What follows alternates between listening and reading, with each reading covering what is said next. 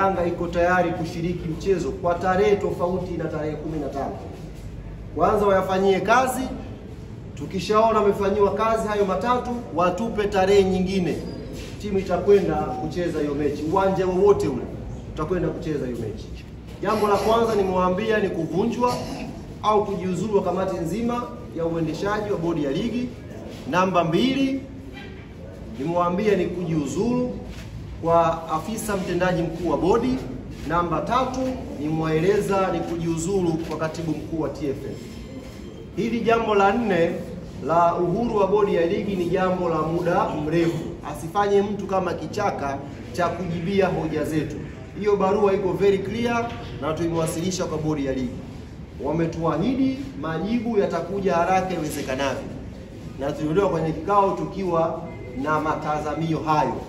Kwa hiyo tunawatakia kila la heri bodi ya ligi kwenye utekelezaji wao wa matakwa matatu ya klabu ya Yanga, ambao kama haya matatu hayatafanywa kazi, kama kamati ya uendeshaji ya ligi haitavunjwa na hawatajiuzuru, kama afisa mtendaji mkuu wa bodi hatajiuzuru, kama katibu mkuu wa TFF hatajiuzuru, klabu yetu ya Young Africans msimamo wake ni huu: hatutashiriki mechi namba 184, hatutacheza mechi zilizobaki za ligi msimu huu, 2 zilizobaki.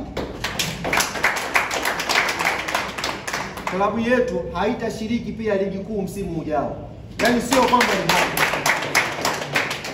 hatutacheza mechi namba 184, hatutacheza viporo viwili vya ligi vilivyobaki, hizo mechi 2 za ligi, na hatutashiriki rasmi ligi kuu msimu ujao. Taratibu nyingine zote zinaendelea kwa kamati tendaji. Tutakwenda wapi, tutafanya nini, tunajua cha kufanya.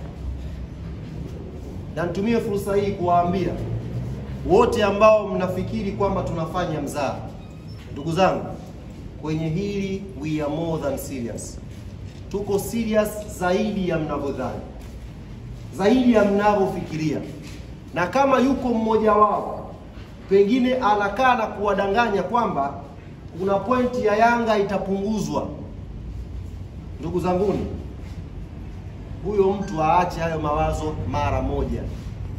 Hakuna pointi ya Yanga itaguswa.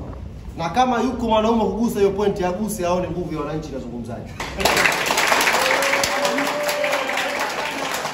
Kama yuko huyo mtu ambaye anawaambia punguzeni pointi hapo, aguse na ajaribu kugusa hata nusu pointi. Hiyo pointi 15 mbali, nusu pointi aguse. Alafu ataiona nguvu ya wananchi nazungumzaji. Hizi pointi 73 ndugu zangu tumezipata kwa jasho sana. Haikuwa rahisi Yanga kuwa kinara wa ligi sasa hivi. Kuna jasho limemwagika. Kuna fedha imetoka hapo. Watu wameingia gharama. Watu wamepata shida, wameacha familia zao kusafiri umbali mrefu kuisupport hii timu. Alafu ukae na tai useme na kata pointi. Jaribu kugusa pointi moja ya Yanga Afrika. Jaribu. Na niongezee hapa, tuonyeshe kwamba we are very serious kwenye hili. Nimeona leo imetoka taarifa fainali ya kombe la shirikisho la CRDB tarehe 28 Zanzibar.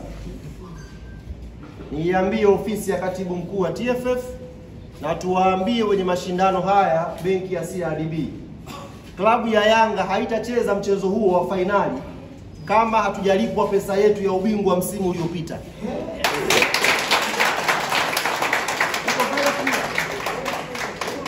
Maana tumeleana kwa muda mrefu.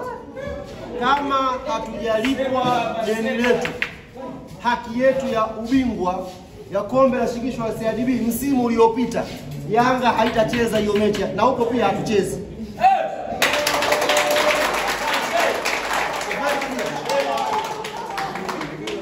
Kama hatujalipwa hela yetu ya ubingwa, hii ni haki yetu. Msimu mzima tumeisubiri hapa, nimeshaandika barua sana. Tushaandika sana barua. Sasa iko very clear, na huu ndio msimamo wa taasisi. Kama hiyo hela hatalipwa ya ubingwa, taarifa hii ifike kwa ofisi ya katibu mkuu wa TFF, iwafikie na wenye mashindano benki ya CRDB. Yanga hawatakuja Zanzibar kucheza hiyo mechi mpaka hela imeingia kwenye akaunti. Zaidi hapo hakuna maelezo mengine.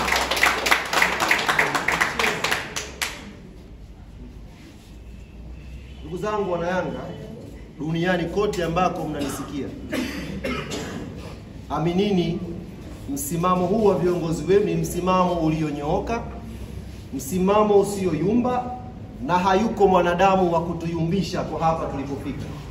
Tutasimamia haki yetu kwa maslahi mapana ya klabu yetu na maslahi mapana ya mchezo wa mpira wa miguu Tanzania. Haki yetu itapatikana, na wa kuisimamia ni sisi wanayanga wenyewe. Viongozi ambao tumewachagua kuwaweka madarakani ni viongozi ambao wamenyooka na wanasimamia kwenye haki wanayoamini klabu ya Yanga inastahili kuipata.